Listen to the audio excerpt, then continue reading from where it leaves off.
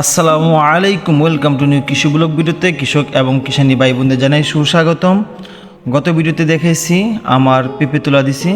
পেঁপে তুলা দেওয়ার কারণে আমার জমিতে আজ আমি রাসায়নিক সার এবং জৈব সার প্রয়োগ করব। দেখতে পাচ্ছেন আমি ফার্স্টে 2 বস্তা ডিএপি সার নিয়ে নিচ্ছি। পরবর্তীতে এখন নেব আমি 2 বস্তা ইউরিয়া সার।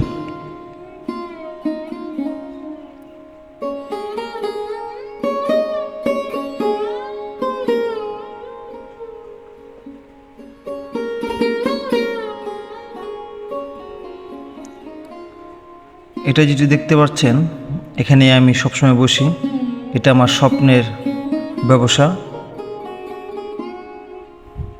এই ঘর থেকে এখন নেব আমি 6 বস্তা জৈব সার। 3 বিঘা জমির জন্য নেব 6 বস্তা জৈব সার। দোকানটাকে যতটুকু পারছি মনের মতো করে সাজানোর চেষ্টা করছি।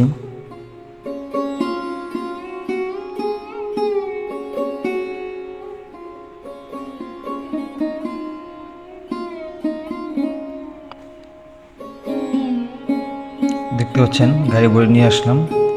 এটা আমার গ্রাম।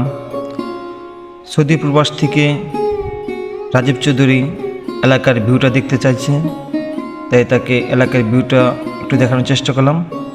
দেখতে পাচ্ছেন এই যে আমার পেঁপে বাগানের কাছাকাছি চলে আসছি।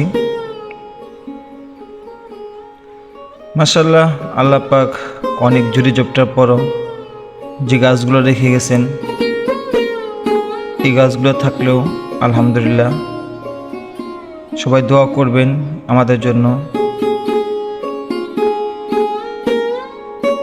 এখন একটি একটি করে বস্তা আমার ইউনুস কাকা আর আমার বড় ভাই নিয়ে যাচ্ছেন। তারা আমাকে একটু কাজে সহায়তা করতেছেন, যেহেতু আমি সার তেমন একটা ছিটাতে পারি না, সে কারণে।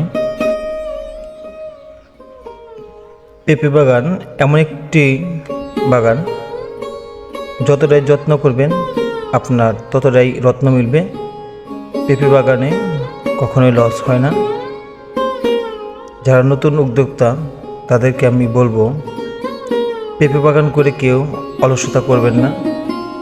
পেঁপে বাগানে যতবার আপনি পেঁপে তোলা দিবেন, ততবারই আপনি কিছু না কিছু খাদ্য দেওয়ার জন্য চেষ্টা করবেন।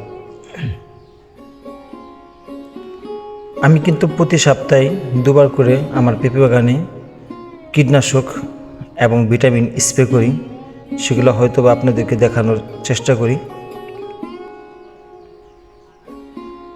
যারা আমাদের খান সাহেবের ইউটিউব চ্যানেলটি এখনও সাবস্ক্রাইব করে না রাখছেন, তাদের বলবো আমাদের খান সাহেবের কৃষিঘর ইউটিউব চ্যানেলটি অবশ্যই সাবস্ক্রাইব করে রাখবেন, এবং খান সাহেবের কৃষিঘর ফেসবুক পেজটি যারা এখনও ফলো দিয়ে না রাখছেন তারা অবশ্যই ফলো দিয়ে রাখবেন। যারা আমাদের ভিডিওগুলো ধৈর্য সহকারে এতক্ষণ দেখছেন তাদেরকে জানাই অসংখ্য ধন্যবাদ।